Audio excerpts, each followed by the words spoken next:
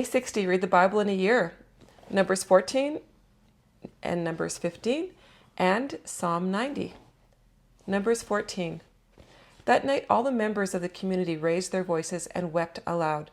All the Israelites grumbled against Moses and Aaron, and the whole assembly said to them, "If only we had died in Egypt, or in this wilderness.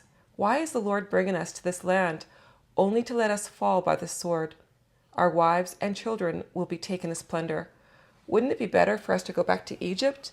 And they said to each other, "We should choose a leader and go back to Egypt." Then Moses and Aaron fell face down in front of the whole Israelite assembly gathered there.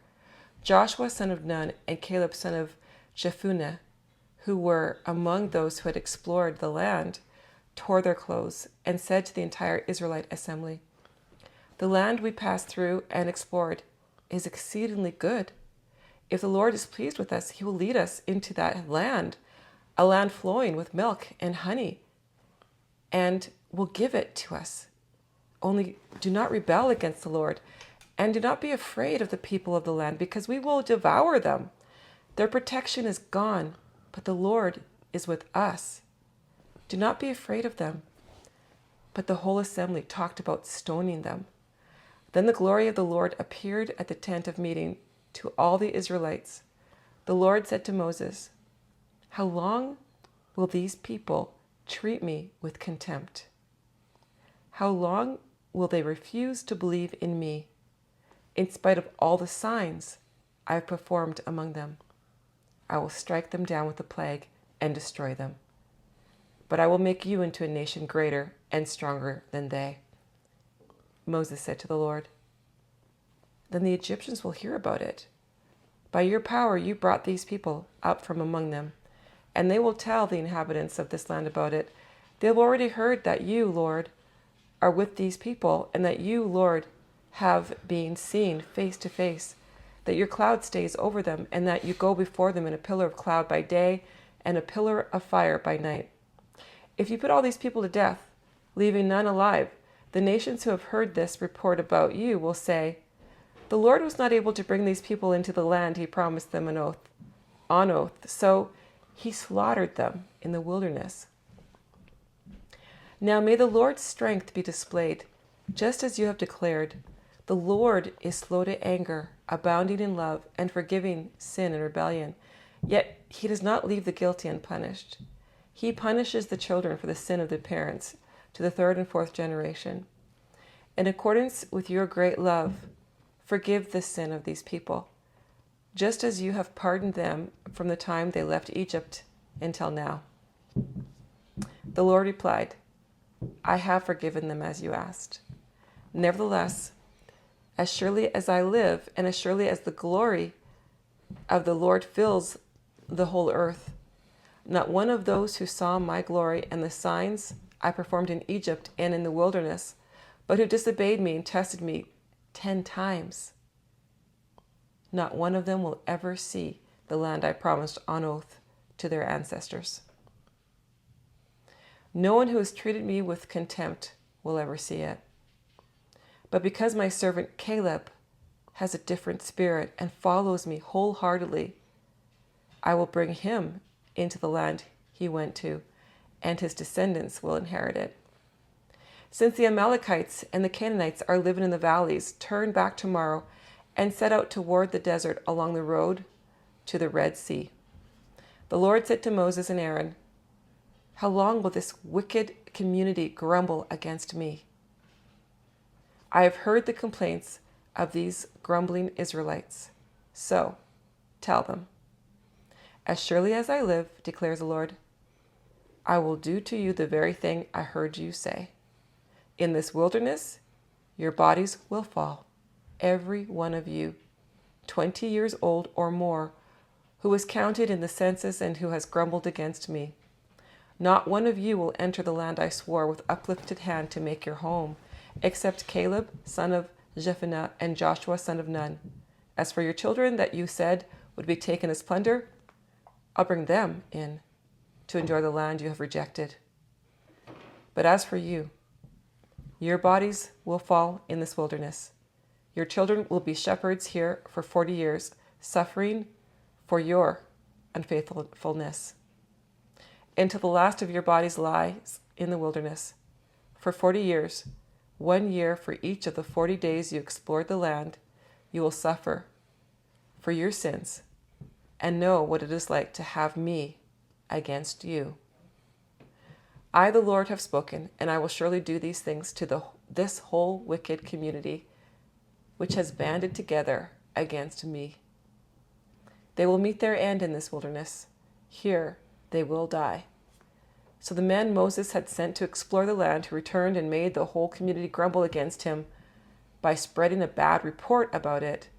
These men who were responsible for spreading the bad report about the land were struck down and died of a plague before the Lord. Of the men who went to explore the land, only Joshua, son of Nun, and Caleb, son of Jephunneh, survived. When Moses reported this to all the Israelites, they mourned bitterly. Early the next morning, they set out for the highest point in the hill country, saying, "Now we are ready to go up to the land the Lord promised. Surely we have sinned." But Moses said, "Why are you disobeying the Lord's command? This will not succeed. Do not go up, because the Lord is not with you. You will be defeated by your enemies, for the Amalekites and the Canaanites will face you there. Because you have turned away from the Lord, he will not be with you, and you will fall by the sword." Nevertheless, in their presumption, they went up toward the highest point in the hill country, though neither Moses nor the ark of the Lord's covenant moved from the camp. Then the Amalekites and the Canaanites who lived in that hill country came down and attacked them and beat them down all the way to Hormah. Numbers chapter 15. The Lord said to Moses, "Speak to the Israelites and say to them, after you enter the land I am giving you as a home, and you present to the Lord food offerings from the herd or the flock as an aroma pleasing to the Lord, whether burnt offerings or sacrifices for special vows or free will offerings or special offerings, then the person who brings an offering shall present to the Lord a grain offering of 1/10 of an ephah of the finest flour mixed with 1/4 of a hin of olive oil. With each lamb for the burnt offering or the sacrifice, prepare 1/4 of a hin of wine as a drink offering. With a ram, prepare a grain offering of 2/10 of an ephah of the finest flour mixed with 1/3 of a hin of olive oil, and 1/3 of a hin wine as a drink offering. Offer it as an aroma pleasing to the Lord. When you prepare a young bull as a burnt offering or sacrifice for a special vow or fellowship offering to the Lord, bring with the bull a grain offering of 3/10 of an ephah of the finest flour mixed with 1/2 of a hin of olive oil. And also bring 1/2 a hin of wine as a drink offering. This will be a food offering, an aroma pleasing to the Lord. Each bull or ram, each lamb or young goat is to be prepared in this manner. Do this for each one, for as many as you prepare. Everyone who is native born must do these things in this way when they present a food offering as an aroma pleasing to the Lord. For the generation to come, whenever a foreigner or anyone else living among you presents a food offering as an aroma pleasing to the Lord, they must do exactly as you do. The community is to have the same rules for you and for the foreigner residing among you. This is a lasting ordinance for the generations to come. You and the foreigner shall be the same before the Lord. The same laws and regulations will apply to both you and the foreigner residing among you." The Lord said to Moses, "Speak to the Israelites and say to them, when you enter the land to which I am taking you, and you eat the food of the land, present a portion of it as an offering to the Lord. Present a loaf from the first of your ground meal, and present it as an offering from the threshing floor. Throughout the generations to come, you are to give this offering to the Lord from the first of your ground meal. Now, if you as a community unintentionally fail to keep any of these commands the Lord gave Moses, any of the Lord's commands to you through him, from the day the Lord gave them and continuing through the generations to come. And if this is done unintentionally, without a community being aware of it, then the whole community is to offer a young bull for the burnt offering as an aroma pleasing to the Lord, along with its prescribed grain offering and drink offering, and a male goat for a sin offering. The priest is to make atonement for the whole Israelite community, and they will be forgiven, for it was not intentional, and they have presented to the Lord for the wrong a food offering and a sin offering. The whole Israelite community and the foreigners residing among them will be forgiven, because all the people were involved in the unintentional wrong. But if just one person sins unintentionally, that person must bring a year-old female goat for a sin offering. The priest is to make atonement before the Lord for the one who erred by sinning unintentionally. And when atonement has been made, that person will be forgiven. One and the same law applies to everyone who sins unintentionally, whether a native-born Israelite or a foreigner residing among you. But anyone who sins defiantly, whether native-born or foreigner, blasphemes the Lord and must be cut off from the people of Israel, because they have despised the Lord's word and broken his commands. They must surely be cut off. Their guilt remains on them. When the Israelites were in the wilderness, a man was found gathering wood on the Sabbath day. Those who found him gathering wood brought him to Moses and Aaron and the whole assembly, and they kept him in custody, because it was not clear what should be done to him. Then the Lord said to Moses, "The man must die. The whole assembly must stone him outside the camp." So the assembly took him outside the camp and stoned him to death, as the Lord commanded Moses. The Lord said to Moses, "Speak to the Israelites and say to them, throughout the generations to come, you are to make tassels on the corners of your garments, with a blue cord on each tassel. You will have these tassels to look at, and so you will remember all the commands of the Lord, that you may obey them and not prostitute yourselves by chasing after the lusts of your own hearts and eyes. Then you will remember to obey all my commands and will be consecrated to your God. I am the Lord your God, who brought you out of Egypt to be your God. I am the Lord your God." Psalm 90. Lord, you have been our dwelling place throughout all generations. Before the mountains were born, or you brought forth the whole world, from everlasting to everlasting, you are God. You turn people back to dust, saying, "Return to dust, you mortals." 1,000 years in your sight are like a day that has just gone by, or like a watch in the night. Yet you sweep people away in the sleep of death. They are like the new grass of the morning. In the morning, it springs up new, but by evening it is dry and withered. We are consumed by your anger and terrified by your indignation. You have set our iniquities before you, our secret sins in the light of your presence.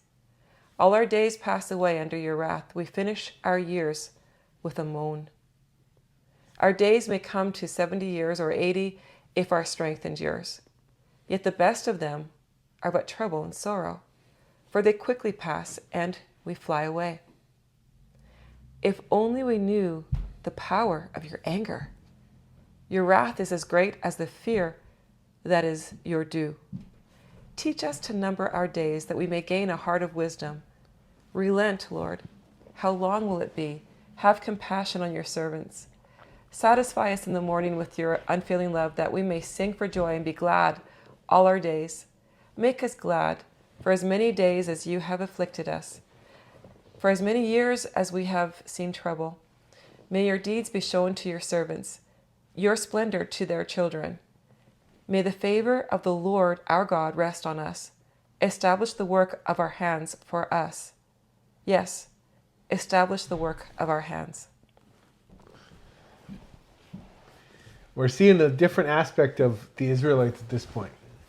A lot of their stubbornness and their pride comes out.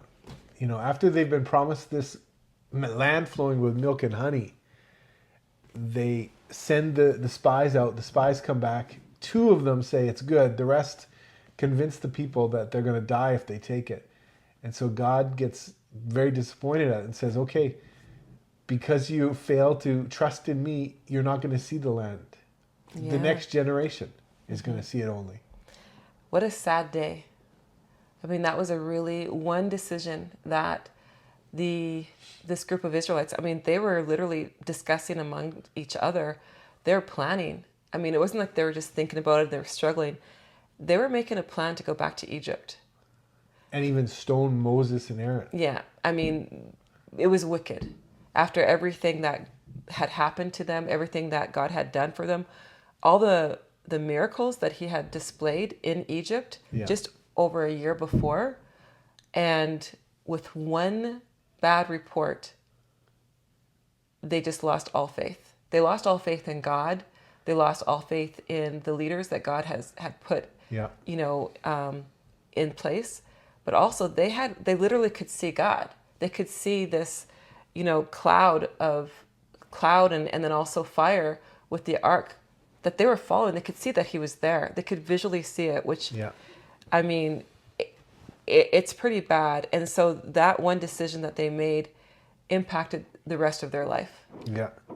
And, God, rightly so, said, you're not going to see the promised land. Mm-hmm. Everyone who disobeyed me will pass away in the wilderness, and the next generation will receive it.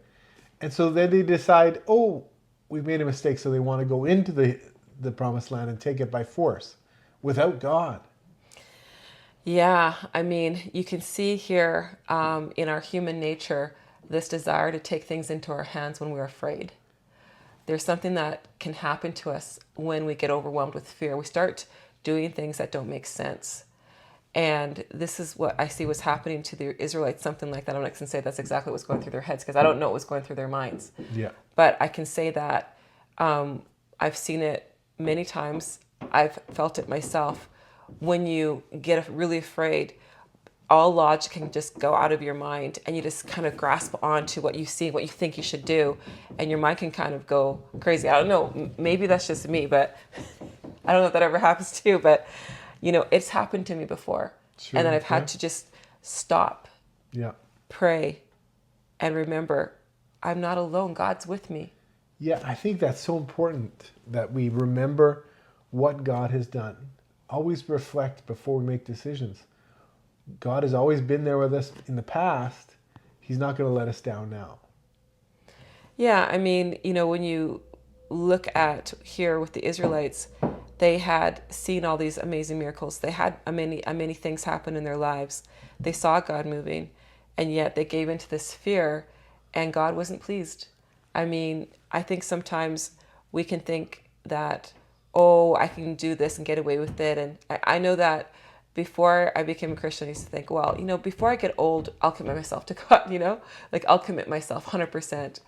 And then I remember thinking, I just kept putting it off. And then finally, I did decide. I was 19 though, way before I became an old person like I am today. I don't think you're that old. But I mean, we sometimes think that we should live our lives a certain way, just choose how we're going to live, just basically live aside from God. And we think that God's going to be okay with it somehow. But the fact is that God isn't okay with it. And we can see God's character here, that when he has done something in our life, something amazing, showing us something extra special, showing us something that is a miracle really, or something that's just like, wow, where it's clearly from God. And I know most people have experienced something like that where you go, this is from God, like, wow. He wants us to remember that. Yeah, it's so true. Because if we don't, it's like throwing it in his face. If we just, thank you, God, but I'm going to go and live my own life, Yeah. Like he wants us to remember that and just really take it seriously. It's true. I was thinking as I read that, seeing God's jealous anger come out. Yeah. What would we expect of anyone if we're going to treat someone with so much disrespect and disdain? You see where God can be driven to anger and jealousy. And, he was angry. God is a gracious God, but it comes a point in time that I think he does draw a line. I was shocked when I was reading it. It was the first time that they've talked about sacrifices for intentional sin. Did you notice that? He says Unintentional or intentional? intentional. Oh, okay. There's no sacrifice. That person must be stoned, taken outside the camp and stoned. So there's grace, there's mercy, but there comes a point in time where God says, okay, if you choose to intentionally walk away from me, there's nothing I can do about it. We have to be very careful. Yeah. And I mean, if you look at this, they were just planning. They hadn't even actually, they didn't stone Moses and kill. I mean, what would have happened if they actually stoned them? But I mean, they were planning it. It was in the planning stage. It was like the intention of their heart. Yeah. And they were set on it. And, I just think how we're seeing God's character. When we're looking at our relationship with God and who he is, it really brings me right back to the very beginning when he says that we were created in his image. Yes. So we can relate to those emotions because the emotions that we have, that we feel, these are the same emotions that God has and that God feels. It's just that he controls them better. And not only that, but that it's so much greater. The love that we can have, the love that we are able to show and give, it's just a little touch of what he's capable of giving. So true. But I think it's also the anger that we're capable of is just a little bit of what he's capable of as well. Sure. So, I mean, I think that God's character, who he is, from my understanding here, is multiplied. And we have a taste of who he is and his character in our emotions and how we respond to things. Yeah, it's interesting because two people are pointed out. Joshua, son of Nun, and Caleb, son of Jephunneh. And he said they will inherit the land. And what about Moses? Well, Moses doesn't make it into the promised land, but we'll read about that in a little bit. Mm-hmm. But I noticed his name wasn't mentioned. But those two guys, they followed God. He says they follow me wholeheartedly. Mm-hmm. They will inherit the land. Their families will inherit the land. Yeah. Because they pleased God. Yeah. So God, he receives and feels every state of emotion that we feel as well. And we can't underestimate that. We can't just write it off and say, oh, that's God. He's out there. He's different. But he feels pain. Mm-hmm. He feels anguish. He feels, anger, jealousy. And he's so full of grace, but let's not take it for granted. Yeah. And also, when we look at the prayer that Moses prayed, Psalm 90 was actually the prayer that he prayed, and he was praying, for mercy and for forgiveness. And he prayed to God so that, because God wanted to destroy them all. And he said, please God, don't. And so he changed God's mind. And here I see in our relationship with God that we can reason with God, just like we can reason with somebody else, like a parent or somebody in power. We can reason. Now, if we were wicked and, trying to reason in a way just for ourselves, just for our own personal gain and in a deceitful way, I don't believe that God would listen or answer that prayer. Oh, for sure. But I think that if we are sincere, pure-hearted, and wholehearted, and we're doing it a prayer for something greater than ourselves, I really do believe that we can influence God. Sure. That this is what a relationship with God is not just, saying some memorized prayer or, just kind of putting in time, but it's actually discussing our thoughts, our hearts, our desires, and not only just discussing. Sometimes it means that we're crying out. Sometimes it means we're weeping. Sometimes it means we're screaming. Yeah. I mean, I've screamed very loudly in my prayers before. I mean, in the French Beaujolais in the mountains, I think that some people heard my prayers. It kind of echoed across the valley. And I've sung loudly as well. And I really believe that, if we have something on our heart and it's with our full heart, that God's going to hear us and that God wants to hear us because he wants our whole heart. Not part of it, not just our, cleaned out prayer, but just our ugly, messy, here I am, God prayer. It's true. I think in our relationship with God, it's not mountaintop to mountaintop. We're going to have valleys and difficult challenges times in this life. And our relationship with God is as real as we want it to be. He wants it to be real and deep and meaningful. Yeah. And not fake. And the awesome thing about that is that it pleases God. Yeah. That we can please God by being real and obedient. It's True. not just being real, but then it's also being obedient with all of our hearts and not purposely sinning. Exactly. There's grace and mercy, but there comes a point in time, like you said, if it's intentional, take them outside the camp. That's scary. Accountability. Accountability, Yeah. exactly. But thank you, God, for your grace. That's great. We'll end there. See you again next time.